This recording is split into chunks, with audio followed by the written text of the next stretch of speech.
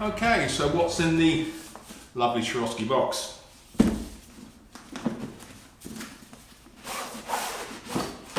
Sleeve off. Swarovski really package their kit beautifully. This is the box it comes in. Little lid here. Got your manual, number of different languages. Nice soft case inside. That's the whole point of this exercise.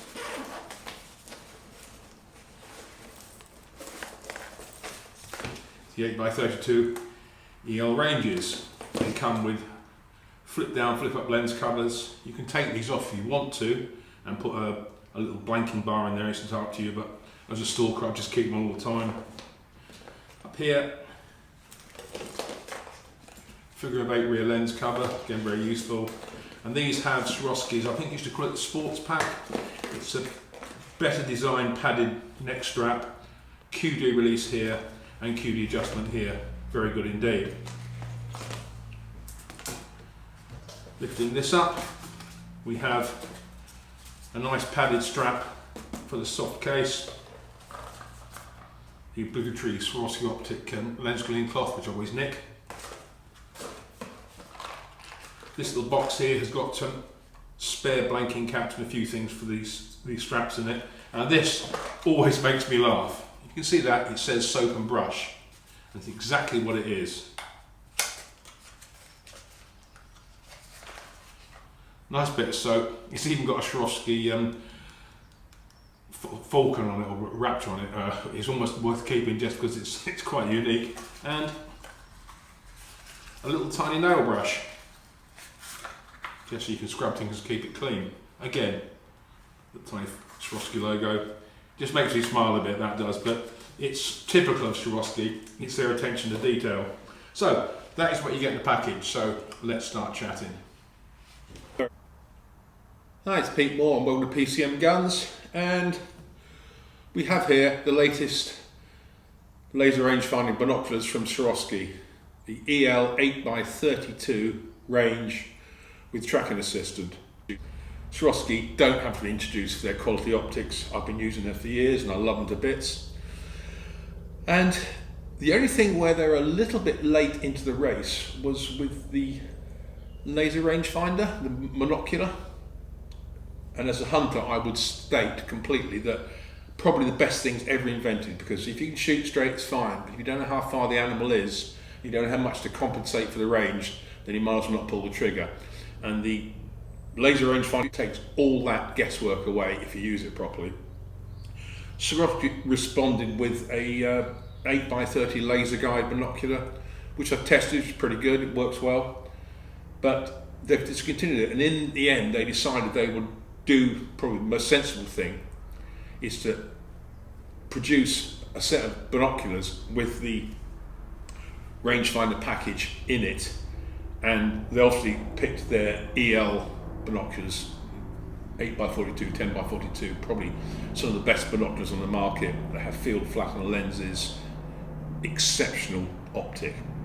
These are my 10x42 ranges, a little bit heavier than these, as you can see, a little bit bigger, but the same package. And if you look under here, you've got like 2 bellies on here, which contains all the electronics.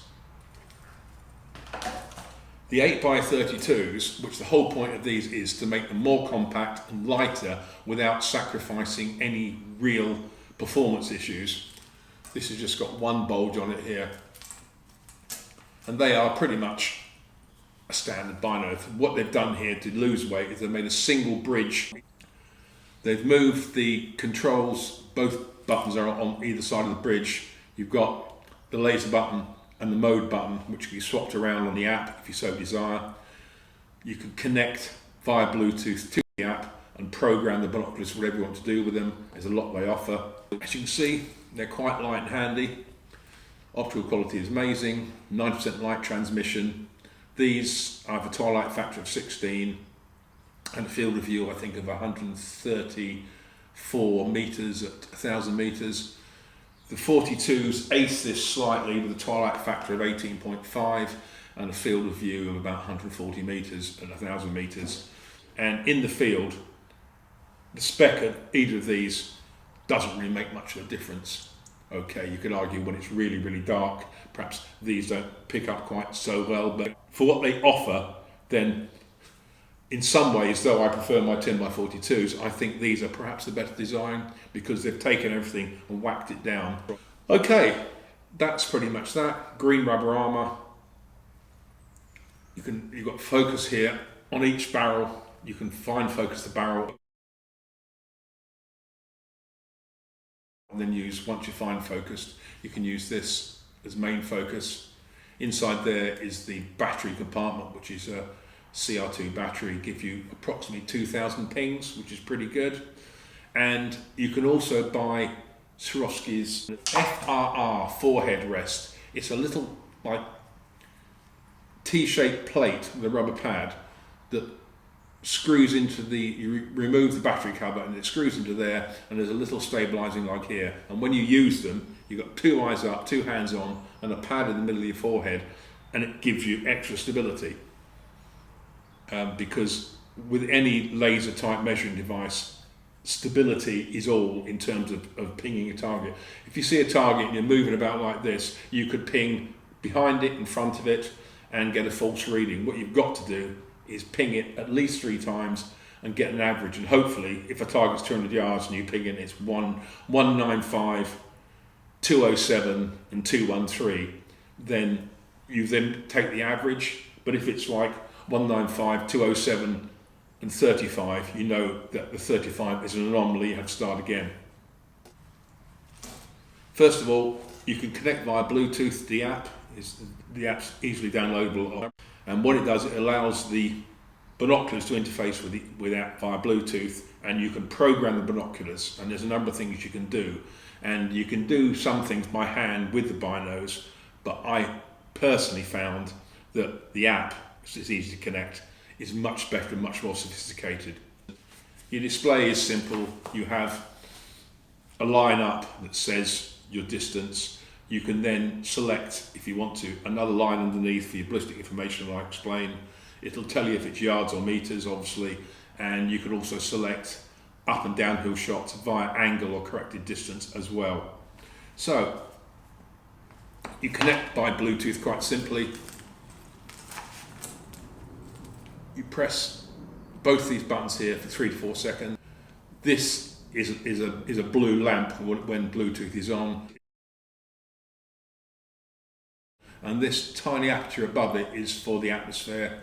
It gathers data on temperature, humidity. Okay, so let's go top to bottom basically. Tracking assistant. It allows you, by sampling your last 3 pings, to work out from your position where you've actually taken the shot and pinged it to where the deer is, and also it gives you an angle, because sometimes the deer goes down and they're easy to lose. And I tend to, if I see a deer go down, I know where my bearing is, and I just take a bearing and I march out the distance that my binoculars have told me, and I cast around left and right and find it. That's all well and good. But sometimes animals run, and sometimes they drop right out of the way for up in the mountain and things. So to have like a physical map, because it can display it as an overhead map, scenic map, with your position of where the distance is, and a line between.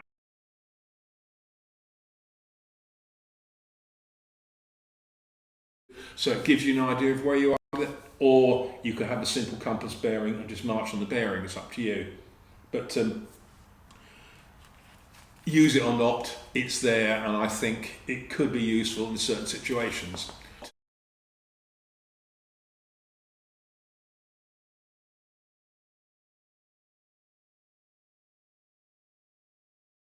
It has a compass on board, which you need to calibrate for obvious reasons.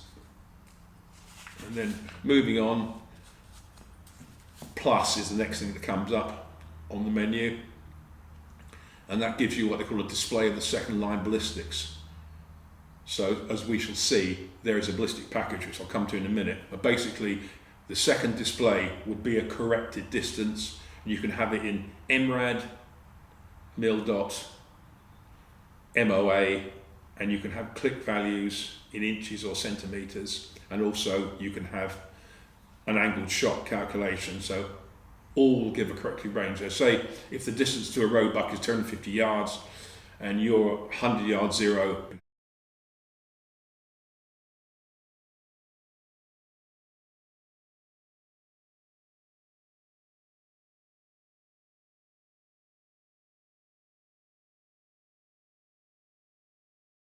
compensate for the drop of the trajectory past your 0 point, call it 9 inches for example, and when correctly programmed, if you ping the deer at say 250 and it'll come underneath and the line underneath will say 9 inches or so many MRAD or whatever, or MOA.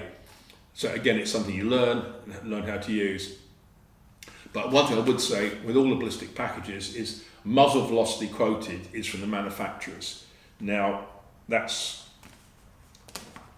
all well and good from a 24-inch custom barrel, but if your rifle's 22 inches or less or whatever, then you'll be producing less velocity, therefore less energy with a more steep trajectory. Trust the factory settings unless you've got a barrel the same as they have. So what you've got to do is chronograph your load, and once you chronograph your load, you can work it out.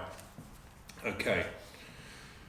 You can adjust the brightness, that's 5 settings. It's like an orange colour, and the actual ranging icon is just a straight circle, and all you do, you aim at the target, ping it, put the circle on it, let go, and then the readout comes back within half a second, which is pretty good.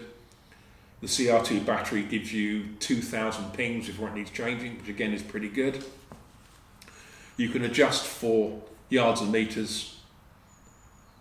Atmospheric data can be displayed, and that will be, as I say, air temperature, air pressure. You have a section called rifle, which is really linked in with this plus display of the second line and the ballistics. You can enter and keep 3 sets of ballistic data.